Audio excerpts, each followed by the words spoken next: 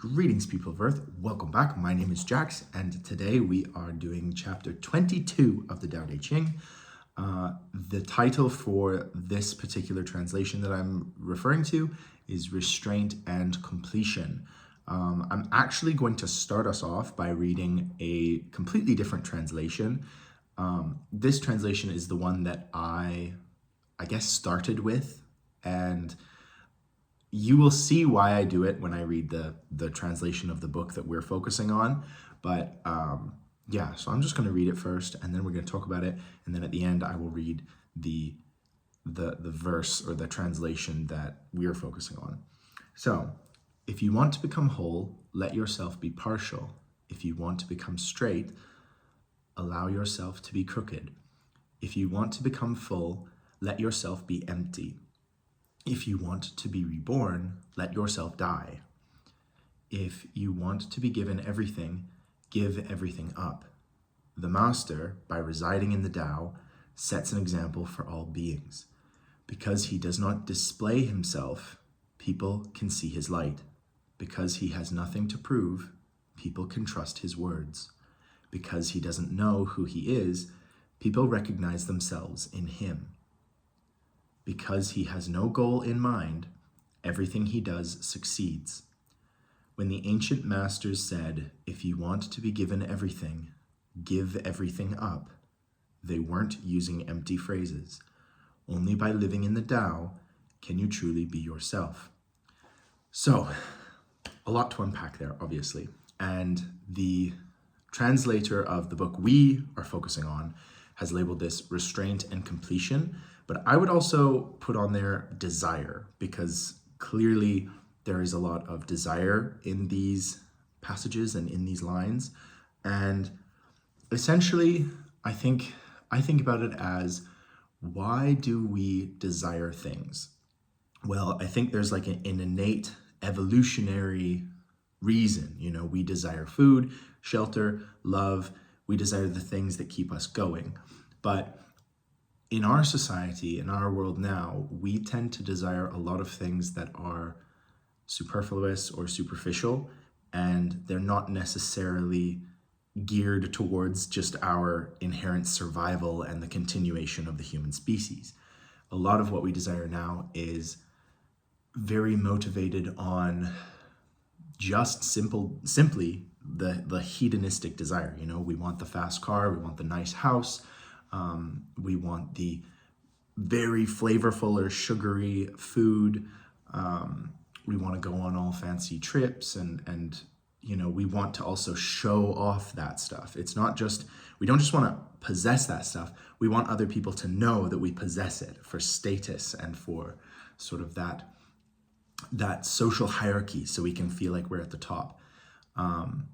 And as we've talked about before, a lot of that sort of desire and that drive to be there kind of results in a lot of suffering, a lot of anxiety, frustration, worry. You know, we've talked about in the Tao before, where it's only by acquiring great wealth that you then freak out and you're scared everyone's going to steal it. And so you kind of develop these things, and you kind of shoot yourself in the foot, to use a turn of phrase. So yeah, this chapter very much to deal with desire, restraint, and completion. And I really like the idea of, if you want to become whole, let yourself be partial. If you want to become straight, let yourself be crooked.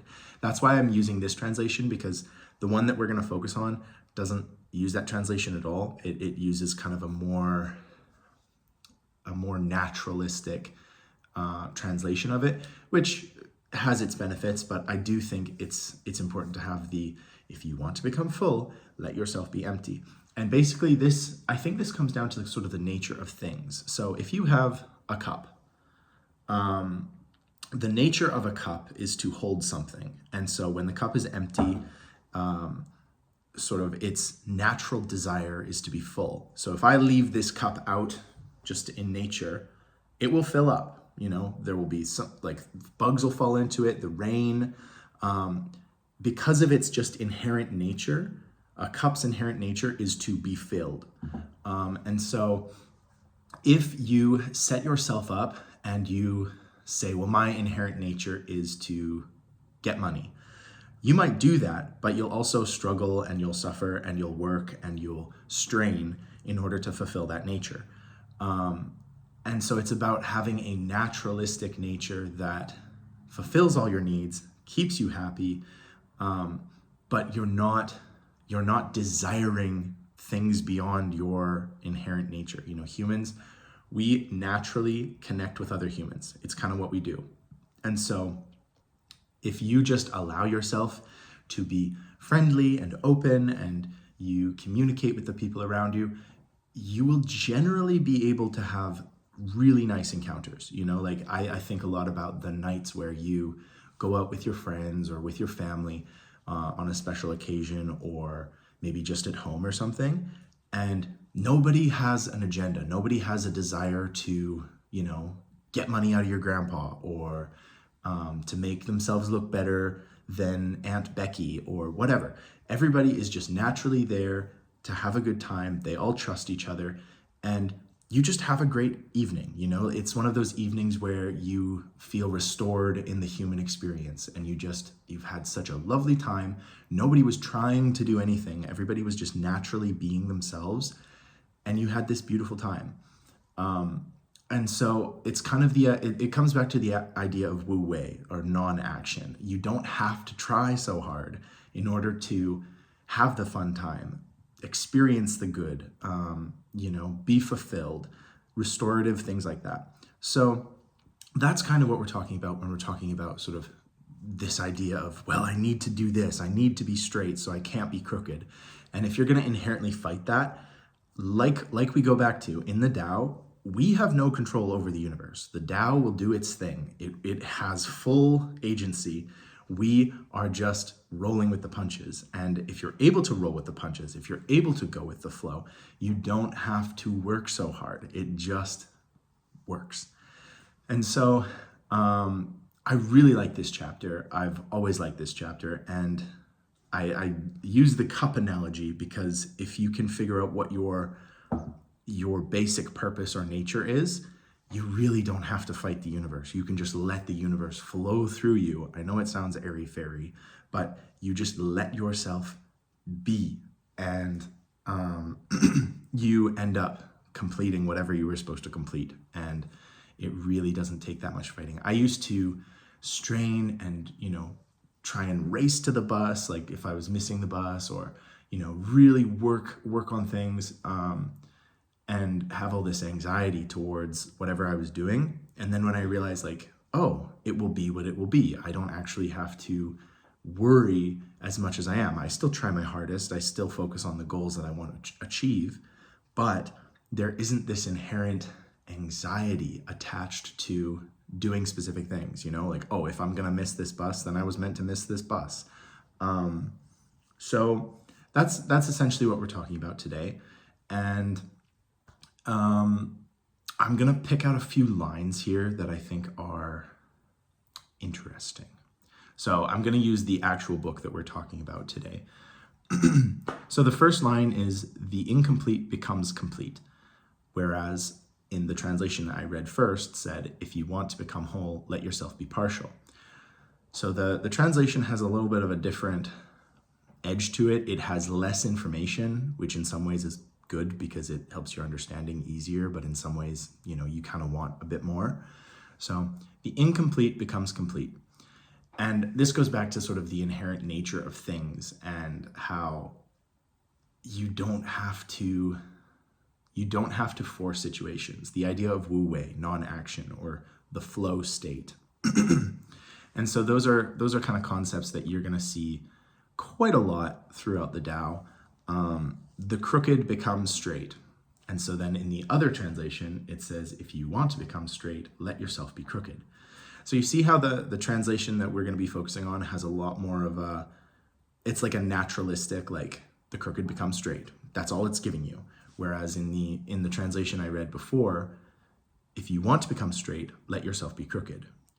So they're quite different translations. And this comes back to the idea of, like, if you are confused about a specific chapter in the Tao Te Ching, what you really should do is just look for a different translation.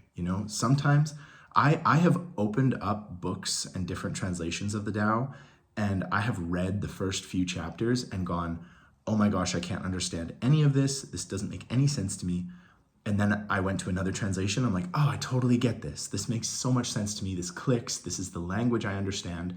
So oftentimes you're not dumb. You're reading a translation that wasn't meant for you. And the Tao Te Ching is probably one of the most, if not the most, differently translated book on the planet. There are so many translations. There are Western translators. There are Chinese translators. There are scholars, there are laymen, there are so many different versions of this. And so that's why I try to use a few different ones now and then, because you're able to understand this a little bit differently. So now, I think when it comes to the idea of restraint and completion, just as our translator has given us the title, restraint and completion. So with restraint, it's a double-edged sword, right? Because in Taoism, you're trying to just let stuff be, let it flow. But are you going to have personal restraint in order to let it go? Are you going to try and use restraint with whatever you're doing in order to control it? Like what exactly are you restraining, or what is being restrained? And I think what you want to restrain, and what this chapter is talking about, is restraining your own desire to allow stuff to be what it will be, and being very critical of what exactly you are desiring and why you are desiring it. I'm going to steal something from someone I listened to talk about this specific chapter, but he said a really good exercise for coming to understand why you're desiring things is whatever you desire. If it's a new boyfriend, lots of money, that really cool house, that really cool car, first ask yourself, why do I desire this? And then, this is the cool part, imagine desiring the exact opposite of that thing. So you want that cool boyfriend? Imagine desiring totally different person. Or you want that really fast car? Imagine desiring, a bicycle or something, like imagine desiring the exact opposite. And that really does highlight, why do I desire this thing specifically? When you can look at the exact inverse of what you're desiring, and it allows you to think critically and look at why exactly this thing is so appealing to you. And sometimes it can even just erase your desire. It can just, oh, no, I guess I really don't need that fast car. A bicycle would be actually really great, and it would keep me fit, and all of these different things. And so then suddenly your desire is flipped upside down, and you realize, like, oh, I don't have to try that hard. I don't have to force the universe to manifest this thing for me. I can get along just great with a bike, actually better than with a Lamborghini or whatever. So I think that's a really good exercise, just imagining the inverse of the thing that you are desiring. So yeah, and then we talked about completion and the idea of sort of things will naturally complete themselves. This also comes back to a verse in the Tao. I can't remember what chapter it's in, but when it talks about by doing nothing, you leave nothing undone. Like the great masters, by doing nothing, they leave nothing undone. And this is the idea that, our existence is temporal. It is not temporal, however you want to say it. We are not here for a long time. And within 200 years, it is very unlikely that people will remember your existence, that you will have had a truly lasting impact in the universe of things. Obviously, like, we all have an impact, we all have a butterfly effect, but to say that, you had a huge, impactful impact on the way the world works is kind of, it's very self-centered. It's very focused on, being that amazing person that changes the world, or maybe you change the world for the worse, who knows? And so if you can just understand that you're here to live a beautiful, happy, meaningful life with other individuals and other living things and the world itself, then you don't leave anything undone. You leave knowing that the world is going to continue. The sun is going to continue to rise, and there isn't this kind of anxiety or this need to impact it or to look amazing. It goes back to this idea of status and looking like you're so cool. By doing nothing, you leave nothing undone. So you kind of have to choose your goals and your motivations very critically, because at the end of the day, you're the one that's going to be looking back on your life at some point near the end and wondering to yourself what exactly was achieved. Were you there for your family and your friends and your community? Or, did you focus on self-centered urges and desires? So you get to choose, which is really great. It's one of the great joys of life, is realizing that you have some agency. But, sometimes the best decision is to not make a decision, not make a huge, planting your flag in the sand and saying, here, I'm gonna, conquer the world. Sometimes it's just better to have this happy existence where you help people and you have an enjoyable life. So I think with that, I'm going to read the chapter. We'll talk about it a little bit, and then I will say cheerio. So, restraint and completion. The incomplete becomes complete. The crooked becomes straight. The empty is filled. The worn out renewed. Small ambitions are achieved. Great ones are confounded. The enlightened man embraces the Tao and becomes an example for the world. He eschews display and therefore shines. He discards self and so becomes a model. He is self-effacing and therefore achieves recognition. He does not boast and so is celebrated. Because he avoids conflict, no one under heaven can find themselves in conflict with him. Who can doubt the truth of the ancient wisdom? The incomplete becomes complete. And in completion, we return to our true state. So, as you can see, it's much more condensed. The translator has taken out sort of the second inference in a lot of the translations. So that's like when I said, like, the empty is filled, whereas someone else might interpret it as, if you want to become full, let yourself be empty. So you do get quite a different translation depending on who you read. And I like how succinct this translation is, but I do think it leaves, this is what it's doing, is it's leaving the reader to interpret what they would like to interpret out of it. Whereas the first translation I read to you sort of holds your hand a little bit more. And so I think as a beginner of a beginner Taoist, it's great. But the book we're reading is definitely a little bit geared more towards academics. I'm blanking on the name of the translator at the moment, but he is a London school educated scholar. He kind of knows his stuff, and he's been translating a lot of this for a long time. So I think you just have to find a translation you like, and that's one of the greatest things about the Tao, is that you can find what works for you. And that's literally one of the tenets of Taoism, is, do what works for you and don't do what doesn't work for you. So I hope you guys enjoyed. I'm looking forward to your comments. Desire, restraint, completion. Where do we go from here? But thank you for listening to me drone on. And as always, guys, I will talk to you tomorrow.